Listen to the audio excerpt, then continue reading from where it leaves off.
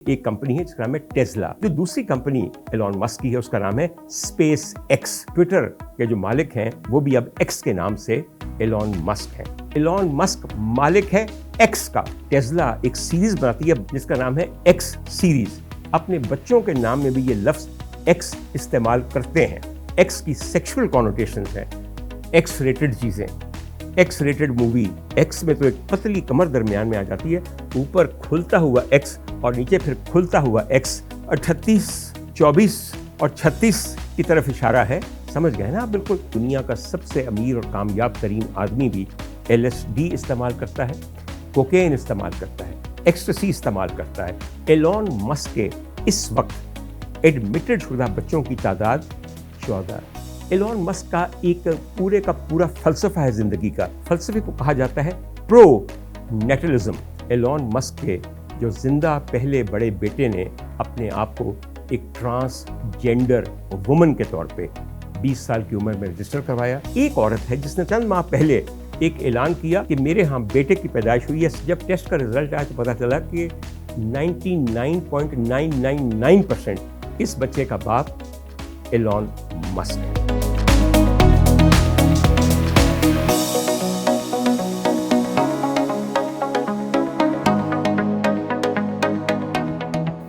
ख़वातीन हज़रात, loud speaker का एक और एपिसोड और आपकी खिदमत में इसे लिए हुए आया है डॉक्टर उमर आदिल। ख़वातीन हज़रात, जब से जनवरी 2025 के अंदर डोनाल्ड ट्रंप की नई हुकूमत अमेरिका में कायम हुई है तो बहुत से ऐसे अमरीकी हैं कि जिनका नाम पाकिस्तान में अब बहुत लिया जाता है मुख्तलिफ वजूहात की बिना पर। और बहुत सारी पाकिस्तानी आंखें ऐसी हैं जो मुस्तकिल उम्मीद के साथ अमेरिका और वाशिंगटन की जानिब देखती हैं और फिर झुक के वापस आ जाती हैं। बाहर तौर अभी तो नई नई बात है, आगे आगे देखिए होता है क्या।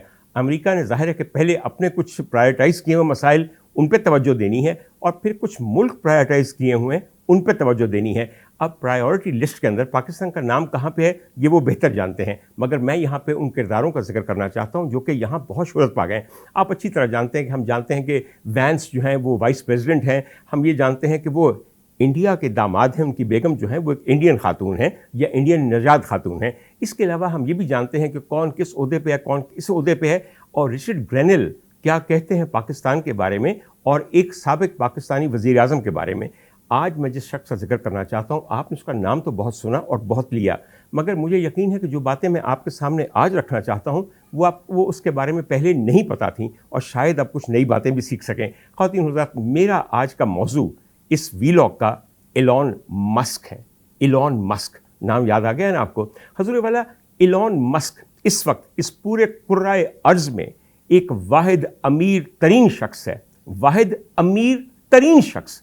मैं उनकी दौलत का अंदाज़ा आपको इसलिए लगा के देना चाहता हूँ ताकि आपको अंदाज़ा हो कि अमेरिका जाके अगर इंसान सही बिजनेस भी करे तो तरक्की की किस मंजिल को पहुँच सकता है। वहाँ कोई चीज़ आपको रोकती नहीं है और इतनी कामयाबी के बाद, इतना सरमाया इकट्ठा करने के बाद आप दुनिया के लिए कितनी बेहतरी कर सकते हैं, कितनी खैरात कर सकते हैं, फिलंथ्रॉपी की एक नई तारीख रकम कर सकते हैं और इस पूरे कुर्राए अर्ज का मुकद्दर बदलने में आपका कितना बड़ा हाथ हो सकता है।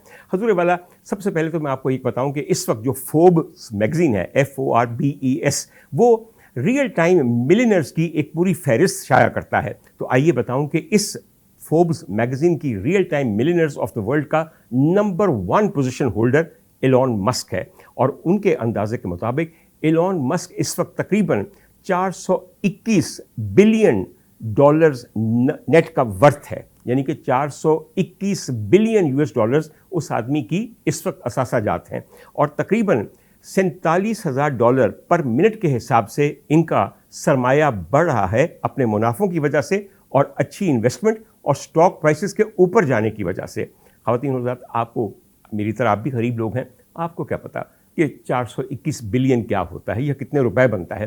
तो आइए आपको अपने करीब अपने हमसाये में ले जाके कंपैरिजन बताऊं, जिसके बाद आपको ज़रा बात मेरी बेहतर समझ आएगी। आप जानते हैं कि मुकेश अंबानी साहब, हाँ, नीता अंबानी के मियाँ, क्योंकि नीता अंबानी अपने मियाँ से कहीं ज़्यादा रंगीन भी हैं, जगमग भी ज़्यादा करती हैं, दमकती भी ज़्यादा हैं, मुस्कुराती भी ज़्यादा हैं, फिट भी ज़्यादा हैं, कपड़े भी ज़्यादा बेहतर पहनती हैं, और जहाँ तक उनके जेवर का ताल्लुक है, ओए होए होए होए होए, इस वक्त पूरी दुनिया की नज़रें उनके गले और उनके बाजुओं और उनकी अंगूठियों के अंदर होती हैं, और नज़रें झपकना लोग भूल जाते हैं। मगर फिर क्या किया जाए कि हीरों की चमक ऐसा खीरा करती है आपकी नज़रों को कि आपको आंखें बंद करते ही बनती हैं। बाहर तौर जहाँ तक कंपैरिजन है between Elon Musk and Mukesh Ambani, Mukesh Ambani is the richest man in Asia. ये पूरा एशिया का बर आज़म है, जिसमें आपको पता है कि चीन भी शामिल है, कोरिया भी शामिल है, जापान भी शामिल है, और बाकी तमाम चीज़ें भी शामिल हैं। इसमें सबसे अमीर तरीन आदमी इंडिया के मुकेश अंबानी साहब हैं, जिनकी आप जानते हैं कि रिलायंस कंपनी है। आइए कंपेयर करें दुनिया के सबसे अमीर आदमी को एशिया के सबसे अमीर आदमी के साथ। मैंने आपको पहले अर्ज़ किया कि जहाँ तक ताल्लुक़ है एलॉन मस्क का, वो नंबर 1 पोजीशन पे है, और जहाँ तक ताल्लुक़ है मुकेश अंबानी जी का, वो इस वक्त 18वीं पोजीशन पे हैं। यानी कि एलॉन मस्क और मुकेश अंबानी के दरमियान जो फासला है वो तकरीबन 16 और लोगों ने भरा हुआ है। उसके बाद कहीं जाके मुकेश अंबानी साहब का नंबर आता है। तो थोड़ा सा अंदाज़ा तो आपको हुआ ना कि अगर कहीं कोई एलॉन मस्क की बेगम अगर जेवर पहनने पे आ जाएं तो यकीन कीजिए नीता अंबानी को मुंह छुपाते ही बने और सब जगमग जो है वो मांद पड़ जाए। मगर वेस्ट में दरअसल इतना ज़्यादा जगमगाने का रिवाज नहीं है, ना इतनी साड़ियाँ महंगी पहनने का रिवाज है, ना शादियाँ ऐसी करने का रिवाज है कि इंसान जो समझे कि बॉलीवुड की किसी बहुत बड़ी मल्टी बिलियन प्रोडक्शन कॉस्ट की फिल्म शूट हो रही है या आपके बेटे की शादी हो रही है। बाहर तो ख़वातीन हज़रात, इससे पहले कि मैं आगे चलूँ आपको चंद नई टर्म्स मुतारिफ करवाऊँ। एक होता है बिलियनियर। बिलियनियर का मतलब है कि जो आदमी अरबपति हो। इस वक्त दुनिया में जो ममालिक ऐसे हैं कि जिनके अंदर बिलियनियर्स की तादाद बहुत ज़्यादा है, उसमें आपका हमसाया इंडिया शामिल है। India has 284 billionaires. और एक और टर्म से हम कहते हैं सुपर बिलियनियर। सुपर बिलियनियर वो होता है जिसकी नेटवर्थ 50 अरब से ज़्यादा हो, 50 अरब से ज़्यादा। और इस तादाद में भी बहुत सारे लोग जो हैं वो इंडियन बिजनेसमैन हैं। एक भी इंडियन ना कोई पॉलिटिशियन है और ना ही उनके किसी और इदारे या फोर्स से ताल्लुक़ रखने वाला शख्स इंडिया में बिलियनर है। ये सब इंडिया में काम करने वाले बहुत बड़े बड़े बिजनेसमैन हैं और बिजनेस विमेन हैं। मैंने यहाँ बिजनेस विमेन इसलिए कहा कि अगर आप इंडिया के 3 टॉप के अमीर तरीन लोगों को देखें तो आप तो जानते ही हैं कि मुकेश अंबानी साहब नंबर 1 पे हैं। उनके बाद एक साहब, इनका नाम है अडानी साहब। वो अडानी ग्रुप ऑफ कंपनीज के मालिक हैं, बेइंतहा अमीर आदमी है। उनका नाम है गौतम अडानी। मगर मेरी जो सबसे पसंदीदा इंडिया की खातून है वो एक 42 साल की नौजवान खातून है। 42 साल कोई उम्र नहीं होती। और ये खातून जो है, इनका नाम है Roshni Nadar. Roshni Nadar is the 3rd richest person in India.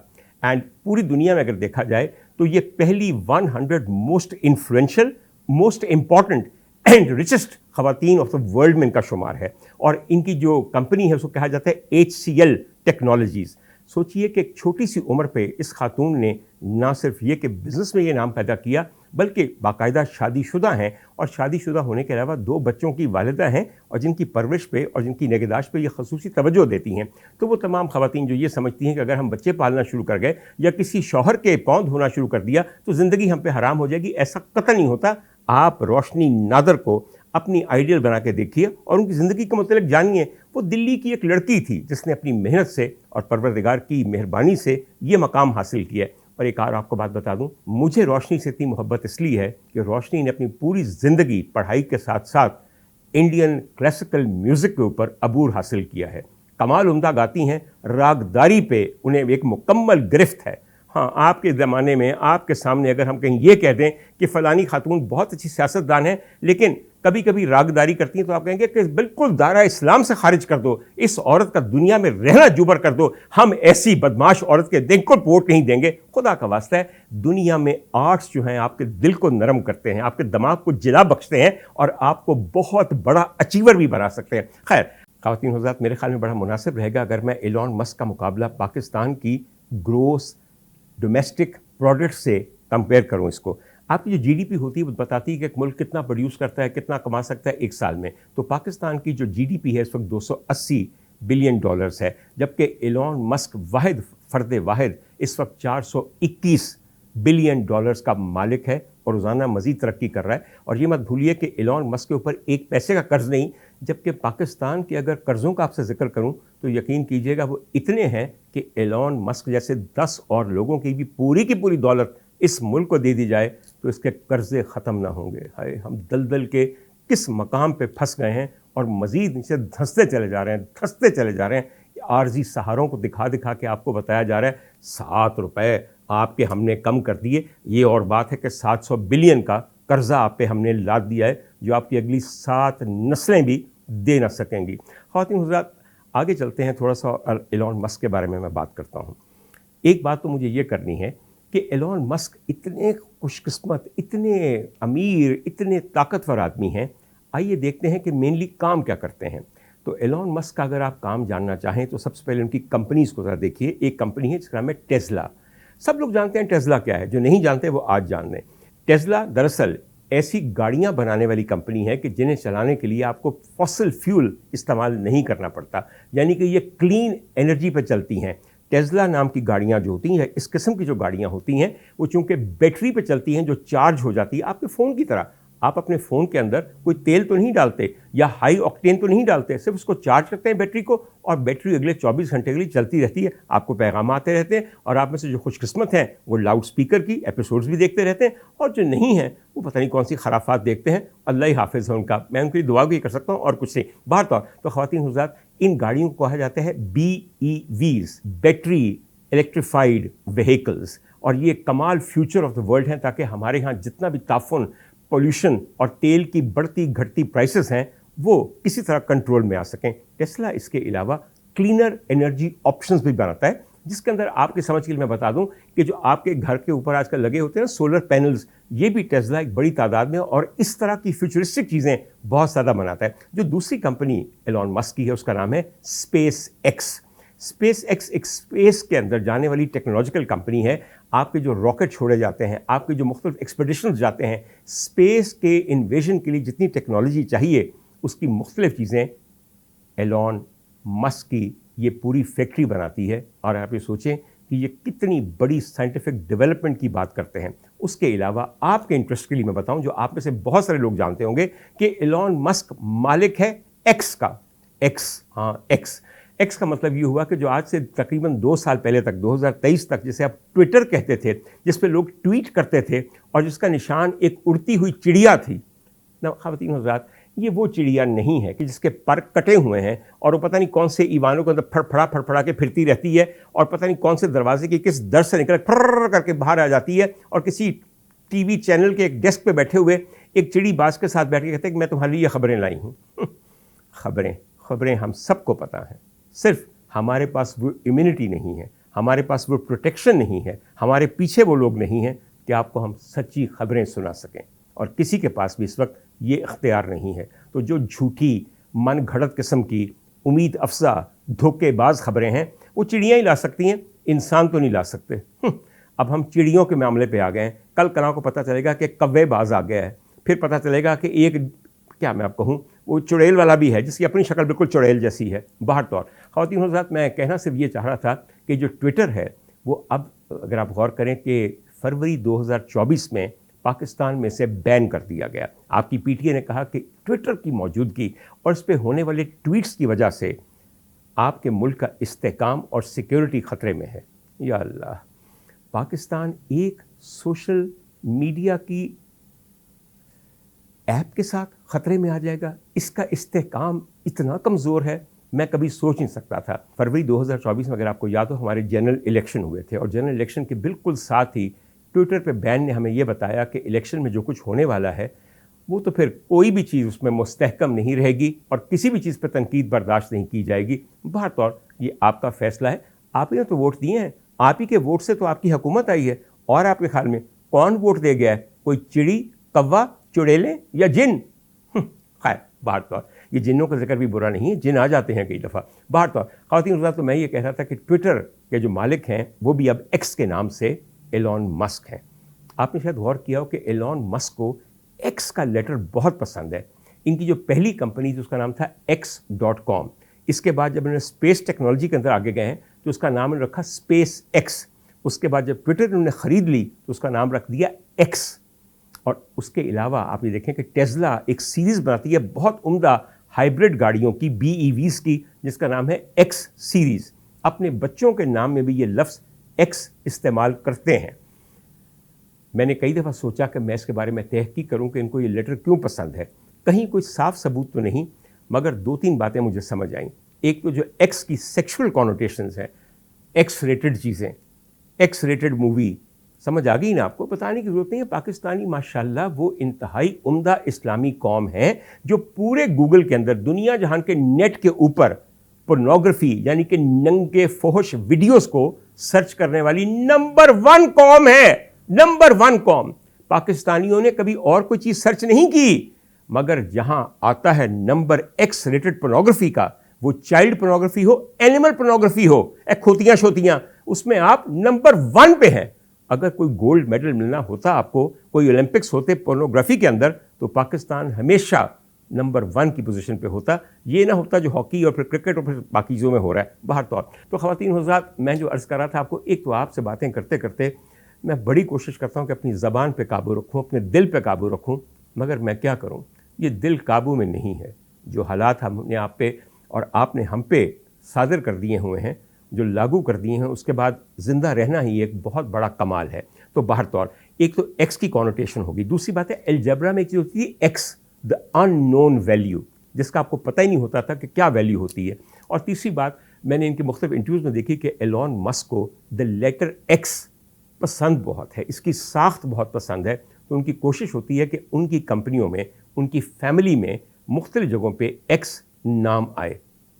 आप ज़रा गौर कीजिए वैसे कि ओ, जैसे मेरा नाम उमर है, अब ओ में तो कोई मज़ा है ही नहीं है, एक गोला सा है जैसा मैं हूँ, गोल सा, मोटा सा, अंडे जैसा। मगर भैया एक्स में तो एक पतली कमर दरमियान में आ जाती है, ऊपर खुलता हुआ एक्स और नीचे फिर खुलता हुआ एक्स। 38, 24 और 36 की तरफ इशारा है। समझ गए ना आप? बिल्कुल। मैं आगे जाके भी बात करता हूँ आपसे। ख़वातीन हज़रात, एलॉन मस्क ने, एक तो मैं छोटी सी बात आपको करूँ कि इतनी दौलत के बाद एक और दौलत होती है, और वो हमारे बचपन में एक मुहावरा होता था, तंदुरुस्ती हज़ार नेमत है। बिल्कुल सही बात। अगर सेहत हो ना, तो फिर ही बाकी तमाम चीज़ों का मज़ा है। और सेहत के मामले में परवरदिगार ने 2 चीज़ें इंसान के अंदर सेल्फ डिफीटिंग रख दी हैं। हम कहते हैं ना कि बका सिर्फ मेरे परवरदिगार की ज़ात को है और इंसान फ़ानी है। इंसान के लिए यही क्या कम है कि हर गुज़रता हुआ मिनट उसे लाचारी की तरफ, मोहताजी की तरफ, बुढ़ापे की तरफ और इंतहाई तकलीफ दे उम्र के हिस्से की तरफ ले जा रहा है। जब सब पीछे रह जाएगा, जवानी जोबन सब ढल जाएगा, खुदा की कसम जब मैं हसीनों को देखता हूँ, अब जिनको मैंने पहले देखा था और ख़ुद को जब देखता हूँ, आप यकीन कीजिए आज से 30 साल पुरानी तस्वीर जो है, उसे देख के लगता है कि रहे नाम अल्लाह का और बाकी सब फ़ानी है। बाहर तौर एलॉन मस्क भी सेहत के मसाइल से मावरा नहीं है। मैं आपको ये बात बताऊं कि कितने ही सेहत के मसाइल ऐसे हैं जो इतने कामयाब शख्स को घेरे बैठे हैं। सबसे पहले एलॉन मस्क खुद कह चुके हैं कई दफ़ा कि मुझे एस्पर्जर्स सिंड्रोम है। एस्पर्जर सिंड्रोम को आप शायद नहीं जानते, मगर ऑटिज़म को जानते होंगे। ऑटिस्टिक बच्चे होते हैं, अल्लाह ना करे किसी के यहाँ ऑटिस्टिक बच्चा हो, क्योंकि इसकी निगहदाश्त बहुत मुश्किल है। तो ख़वातीन हज़रात, जो ऑटिस्टिक स्पेक्ट्रम डिसऑर्डर्स हैं, ASD, उसके अंदर एस्पर्जर सिंड्रोम को एक ख़ास अहमियत हासिल है। और इसका शिकार लोग जो हैं, उनके अंदर कुछ कैपेबिलिटीज़ बहुत ज़्यादा होती हैं और कुछ बिल्कुल नहीं होती हैं। बाहर तौर दूसरी ये चीज़ है कि एलॉन मस्क खुद भी कह चुके हैं कि मैं डॉक्टर की प्रिस्क्रिप्शन के ऊपर केटामीन इस्तेमाल करता हूं अपने स्ट्रेस और डिप्रेशन को कंट्रोल करने के लिए। अब केटामीन क्या चीज़ होती है? केटामीन एक ऐसा इंजेक्शन है जिसको लगाने के बाद हम अपने थिएटर्स में लगाते हैं मरीजों को कोई शॉर्ट प्रोसीजर करने के लिए। जितनी देर तक केटामीन आपको लगता है, उसके असर के तहत आपको डिसएसोसिएटेड एनेस्थीसिया हो जाता है। आपको दर्द महसूस नहीं होता, आपको उतने वक्त के लिए होश नहीं रहती, मगर आपको कोई गैस नहीं देनी पड़ती, ये सिर्फ टीके के साथ हो जाता है। केटामीन आसान चीज़ नहीं है।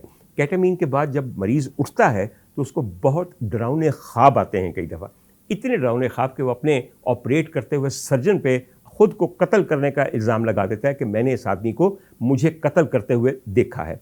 मगर एलॉन मस्क अपनी डिप्रेशन की वजह से केटामीन का इस्तेमाल करते हैं, जो कोई आसान चीज़ नहीं है।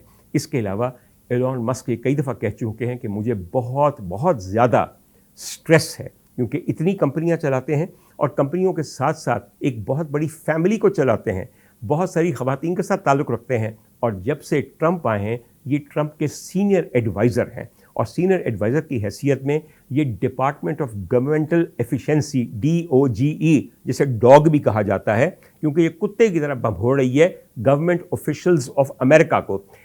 एलॉन मस्क ने आते ही ये कहा कि आप लोग हफ्ते भर में जो कुछ किया है अपनी एफिशिएंसी की रिपोर्ट एक ईमेल की शक्ल में डिपार्टमेंट ऑफ गवर्नमेंट एफिशिएंसी को भेजें, जो कि सैटरडे की रात तक मुझे मौसूल हो जाएंगे। सर पे हाथ रख के रो रहे हैं सारे गवर्नमेंट ऑफिशियल्स कि हम अपनी एफिशिएंसी की क्या दास्तान सैटरडे वाले दिन गुजारे हैं, और वो भी शाम के वक्त, जबकि सैटरडे नाइट फीवर हमें ग्रिप किए होता है। हम अपनी फैमिली के साथ बिजी होते हैं या डेट पे जा रहे होते हैं, डिनर पे जा रहे होते हैं, फिल्म देखनी होती है, मगर हमें बैठ के ये ईमेल टाइप करनी पड़ती है बाहर तौर। तो इन तमाम चीज़ों की वजह से जाहिर है कि एलॉन मस्क को बहुत ज़्यादा एंग्जाइटी है और बहुत ज़्यादा स्ट्रेस में है। इसके लिए उन्होंने खुद भी कई दफ़ा कहा है कि मैं बहुत सारे ड्रग्स इस्तेमाल करता हूँ। हाँ, आप समझते हैं ना कि हमारे यहाँ जो नशई है, जो अफीमची है, जो हेरोइनची है, वो तो जहाज़ है, पूरा डोलदा है जहाज़। मगर देख लीजिए दुनिया का सबसे अमीर और कामयाब तरीन आदमी भी LSD इस्तेमाल करता है, कोकेन इस्तेमाल करता है, एक्सटेसी इस्तेमाल करता है, उसके अलावा साइकेडेलिक मशरूम्स खाता है, वो भी नशा की एक शक्ल है, ख़ास किस्म की खुम्बी होती है। और इसके अलावा भी बहुत सी ऐसी दवाइयाँ हैं जो इनके ज़ेर इस्तेमाल होती हैं, और ये कहते हैं कि अगर एक ड्रग मेरी एफिशिएंसी को, मेरी मेंटल स्टेट को शार्प करती है तो मुझे उसे लेने में किसी किस्म का कोई तामुल नहीं है। इसका मतलब कतन ये नहीं कि डॉक्टर उमर आदिल आपको बैठ के ये कह रहा है कि तुसी भी कोकेन सूंघनी शुरू कर दो या आइस सूंघना शुरू कर दो तो पता नहीं कितने पहुँच जाओगे, तुसी तबाही होवोगे इंशाल्लाह ताला। मगर बात और है, मैं ड्रग्स के बहुत ज़्यादा ख़िलाफ़ हूँ। ख़वातीन हज़रात, जो आखिरी बात मैंने एलॉन मस्क के बारे में आपको करनी है, आप लोग सब कम बच्चे खुशहाल घराना, हम दो हमारे दो का नारा बचपन से सुन रहे हैं। ये और बात है कि हम तो दो नहीं रहते, 2 से 3 से फिर 4 भी हो जाते हैं, और हमारे भी 2 नहीं रहते, 10-12 हो जाते हैं। एलॉन मस्क के इस वक्त एडमिटेड शुदा बच्चों की तादाद 14 सोच सकते हैं आप। और अभी उनको बेइंतहा ख्वाहिश है कि मेरे और बहुत सारे बच्चे पैदा हों जो मेरे स्पर्म्स पे पैदा हों, और मैं उनकी माँओं से शादी करूं या ना करूं, मगर मैं अपने स्पर्म्स डोनेट करके औरतों को इंसेंटिव दे के पैसे का ये कहूँ कि तुम मेरे जैसे बेटे और मेरे जैसे बच्चे पैदा करो, ताकि इस मुल्क में तरक्की आएगी और मेरे जैसे जहन जो है उनकी एक क्लोनिंग हो जाएगी। आप समझ रहे हैं, सब बातें मैं बकवास कर रहा हूँ, ये बिल्कुल सच बात मैं आपको कर रहा हूँ। ख़वातीन, जल्दी से मुख्तसरन आपको बताऊं कि किन किन औरतों से एलॉन मस्क इतने करीबी ताल्लुक़ पैदा कर चुके हैं कि उनके बच्चे पैदा हुए। एलॉन मस्क का एक पूरे का पूरा फ़लसफ़ा है ज़िंदगी का, और आज पहली दफ़ा आप मुझसे इस फ़लसफ़े का नाम सुनेंगे। फ़लसफ़े को कहा जाता है प्रो नेटलिज़म, यानी कि ये लोग होते हैं प्रो नेटलिस्ट होते हैं। ये वो लोग हैं जो ये समझते हैं कि दुनिया को अगर आगे जाना है तो हर एक को ज़्यादा बच्चे पैदा करने चाहिए। हम लोग as a nation antinatalist हैं। हम कहते हैं जितने कम बच्चे हों उतने हम तरक्की करेंगे। मगर दुनिया में अब एक बहुत बड़ी तादाद ऐसे ममालिक की है जो प्रो नेटलिस्ट पॉलिसीज़ के ऊपर अमल पैरा है। इसमें यकीन कीजिए कि जापान भी शामिल है, इसमें फ्रांस भी शामिल है, इसमें जर्मनी भी शामिल है, इसमें स्विट्ज़रलैंड भी शामिल है। और वो ये लोग समझते हैं कि जितने ज़्यादा लोग होंगे उतना ज़्यादा आपका मुल्क और आपका ख़ानदान कामयाब और अमीर होगा। ख़वातीन-हज़रात, मैं बुरा न मानिए, एक छोटी सी बात आपको कहूँ, इंडिया इस वक्त सबसे ज़्यादा पॉपुलेटेड दुनिया का मुल्क है। 1.46 बिलियन आबादी है, 1 अरब 46 करोड़ की आबादी है, और उसमें 284 बिलियनर्स हैं। हम लोग इस वक्त तकरीबन 25 करोड़ पे हैं। और मैं बार बार रुकता तो हूँ मगर बार बार वहीं आ जाता हूँ। आपके बिलियनर्स के बारे में बताना चाहता हूँ। आपके जो अमरीकी पाकिस्तानी निजाद एक बिलियनर है, उसका नाम है शाहिद रफ़ीक ख़ान, मगर वो अमरीकी शहरी हैं, वो खासे बड़े हैं, मगर उनका सिर्फ जो टोटल है वो तकरीबन 13 बिलियन है। कुछ भी नहीं जी, हम तो एलॉन मस्क को अपना हीरो मानते हैं, कितने 421 तो कितने 13 बिलियन। मगर ख़वातीन हज़रात, पाकिस्तान के जो टॉप 5 बिलियनर्स हैं उनमें आपके 2 हर दिल अज़ीज़, बहुत ही दिल अज़ीज़ और बहुत ही आप उनसे मोहब्बत करते हैं, पॉलिटिकल लीडर्स हैं। दुनिया के किसी और मुल्क के अंदर, सुपर बिलियनर्स के अंदर, उस मुल्क के सियासतदानों का नाम तक नहीं आता। आप बूझ लीजिए कि मैं किसका नाम नहीं लेना चाह रहा, आपके दिल पे लिखा हुआ है, आपके वोट की पर्ची पे लिखा होता है। उनके बारे में कहा जाता है कि उनकी वारियाँ लगी हैं, यानी वाकई लगी हुई हैं।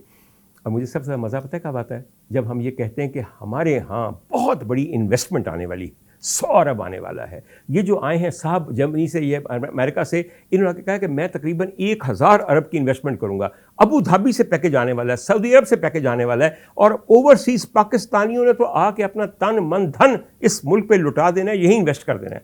मैं आपको ख़वातीन हज़रात बहुत ही संजीदगी से एक बात बताऊँ, पाकिस्तान की तकदीर तब बदलेगी जब पाकिस्तान के ये 2 सुपर बिलियनर्स अपनी तमाम रकम और अपने बच्चों की तमाम आमदनी और उनके असासे पाकिस्तान में वापस ले आएंगे। उससे पहले न पाकिस्तान दिवालिया होने से कोई बचा सकता है, न मकरूज़ रहने से किसी को बचाया जा सकता है, और ना ही कोई और मुल्क इतना बेवकूफ़ होगा कि इन हक़ाइक़ को देखते हुए आपके मुल्क के अंदर सरमायाकारी करे। मेरी बात समझ आ गई है ना? आजकल आप लोग समझना भी कुछ नहीं चाहते और सुनना भी कुछ नहीं चाहते, तभी तो रोज़ाना आपको यही चवलें पड़ी हुई हैं, रजब भट्ट का क्या बना, खलीलुर्रहमान कमर के बंदों का क्या बना, बाहर आ गए कि नहीं आ गए। खुदा का वास्ता है, अपनी दुनिया, अपनी सोच, अपनी फ़िक्र को ज़रा जिला बख्शें, उसे वाइड करें। खुदा का वास्ता है, ये काशिफ ज़मीर या रोशन ज़मीर जो है ना, ये आपके मुर्दा ज़मीरों के लिए नाम ठीक है, एक बाज़मीर शख्स के लिए नाम किसी सूरत भी मुनासिब नहीं है। तो जल्दी से हम बात कर लें उनके बच्चों की, एलॉन मस्क की।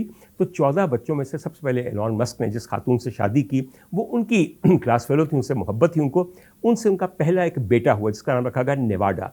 ये बेटा पहला बेटा था जो कि एलॉन मस्क के यहाँ पैदा हुआ। सुहाग मोहब्बत का क्या आलम होगा, मगर 10 हफ्ते के ऊपर इस बच्चे को सिड्स हो गया, सडन इन्फेंट डेथ सिंड्रोम, और ये 10 हफ्ते की उम्र पे मर गया। उसके बाद ये कंसीव नहीं कर सकते थे, तो उन्होंने उस खातून के साथ ये किया काम, उनका नाम मिस विल्सन था, आप बाकी भी उनके बारे में जान सकते हैं, तो उनको IVF किया। और एलॉन मस्क ने ये कहा कि मैंने IVF करवाना है, लेकिन IVF का वो वाला मोड, यानी कि टेस्ट ट्यूब बेबी का वो वाला मोड जिसे हम कहते हैं सेक्स सेलेक्टिव IVF, यानी कि इसमें आप बताएंगे कि मुझे ना सिर्फ ये टेस्ट ट्यूब बेबी पैदा करनी है, बल्कि ये बेबी मैं चाहूँगा कि वो मेल हो, औलाद नरीना हो। तो फिर अल्लाह ताला के भी रंग निराले हैं, जब उन्हें IVF करवाया तो उनके यहाँ 2 लड़के पैदा हुए, 2 लड़के पैदा हुए। तो खुशी के मारे पागल हो गए कि अब हमारे 2 बेटे हो गए हैं। उसके बाद उन्हें दोबारा सेक्स सिलेक्टिव IVF करवाया, तो इस दफ़ा उनके यहाँ 3 ट्रिपलेट्स पैदा हुए।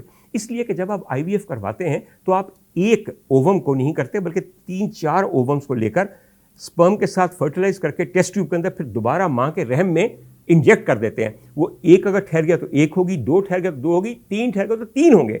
तो ट्रिपलेट्स हुए 3, और उन 3 ट्रिपलेट्स में जब पैदाइश हुई तो पता चला कि तीनों औलाद नरीना हैं। आप सब लोग अब पूछेंगे कि वो कौन सा IVF सेंटर है जहाँ से एलॉन मस्क जाके करवाता रहे, क्योंकि पाकिस्तानियों जिन्हें पुत्र पैदा करने की खुशी होंगी, दुनिया से चीज़ दी होंगी, मैंने बताना नहीं है, खुद सर्च कर लें। अब पाकिस्तान में वैसे सेक्स सिलेक्टिव IVF हो रहा है बाहर तो। ख़वातीन हज़रात, अब अल्लाह की कुदरत देखिए, मैं सिर्फ आपको ये बताना चाहता हूँ, जब आप ऐसे करते हैं, एलॉन मस्क के जो 2 जुड़वा बेटे पैदा हुए, उनमें से एक बेटा जैसे जैसे बड़ा होता गया, उसके अंदर बहुत ज़्यादा जनाना हरकत व सकनात आती गईं, यानी कि वो लड़कियों की तरह, और एलॉन मस्क उसका मजाक भी उड़ाता था, उसे बुली भी करता था, टाइम भी बहुत कम देता था, और थोड़ा सा डिसअपॉइंटेड भी था।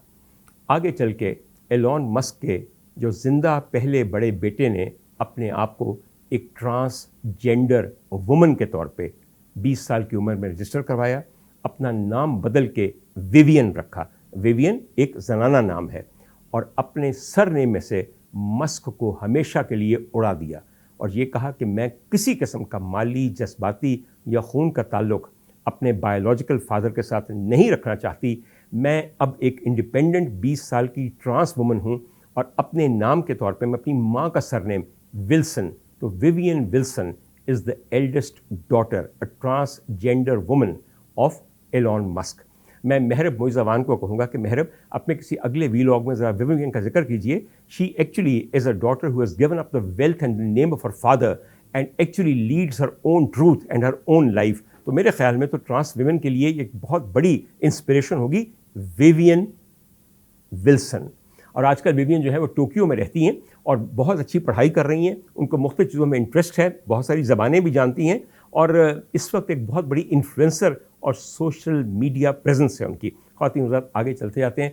इसी तरह एलॉन मस्क के तकरीबन 13 बच्चे हुए 4 औरतों से, नहीं 13 बच्चे हुए 3 औरतों से, मगर एक औरत है जिसने तकरीबन फरवरी 2025 के अंदर, अभी चंद माह पहले, एक ऐलान किया एक्स पे, यानी कि ट्वीट किया कि मेरे यहाँ बेटे की पैदाइश हुई है सितंबर 2024 में, और इस बेटे का बाप एलॉन मस्क है। क्योंकि उसका मेरे साथ अफेयर था and we've gone to bed on various occasions.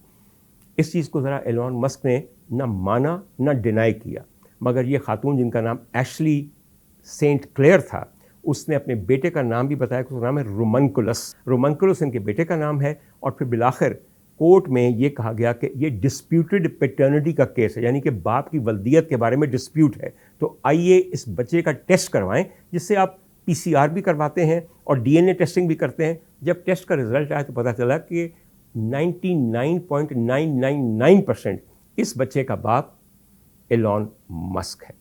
उसके बाद एशली सेंट क्लेयर ने यह कहा कि एलोन मस्क ने मुझे $50 मिलियन की पेशकश की थी कि मैं चुप रहूं, लेकिन मैं चुप नहीं रहना चाहती, क्योंकि मैं दुनिया को बताना चाहती हूं कि ये मेरा बच्चा हरामज़ादा नहीं है, इलेजिटिमेट नहीं है, ये एलोन मस्क का बेटा है, जिसे इसे एक्सेप्ट करना चाहिए। एलोन मस्क ने इसके अलावा ये कहा कि जब तक ये बच्चा 21 साल का नहीं हो जाता तब तक मैं इसे $1 लाख माहाना देने के लिए तैयार हूँ, ताकि इसको एक मुश्किल ना हो।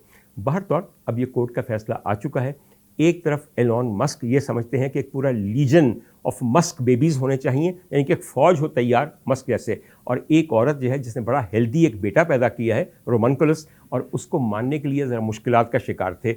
मगर अब ये पता चला है कि कुछ ना कुछ साथ बात हो गई है, डील हो जाती है ना भाईजान। सिर्फ हुकूमत नहीं होंगी, इदारियाँ नहीं होंगी, मियाँ बीवी भी हो जाती है। ख़वातीन हज़रात, इसके साथ ही मैं आज के वीलॉग से इजाज़त चाहूँगा, और इसका करने का मकसद ये है कि दुनिया में हर शख्स को, हाँ कितनी भी दौलत क्यों ना हो, उसके मसाइल होते हैं।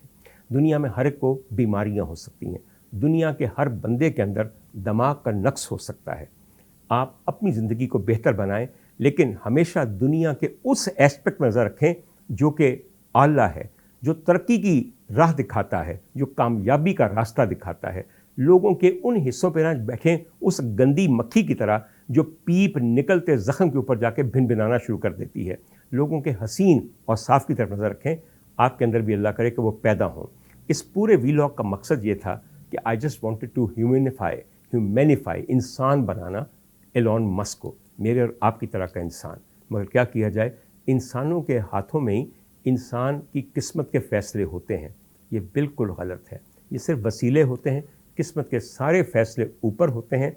उनके अंदर अगर आप तरमीम करवाना चाहें, तबद्दुल करवाना चाहें, तरक्की करवाना चाहें, तो सिर्फ एक ही रास्ता है, और वो रास्ता है दुआ का, मुस्तकिल मेहनत का और आजिज़ी का। इन चीज़ों को अपना के देखिए, आपके लिखे हुए मुकद्दर जो बदलने वाला है, जो कातिब तकदीर है, उसके ही हाथ में कलम है। वो लिखे हुए को बदल के तरमीम कर सकता है, जिस तरह हर रोज़ आपके आईने पाकिस्तान के अंदर तरमीम हो जाती है।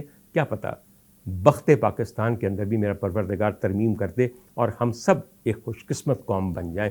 इंशाअल्लाह, आमीन।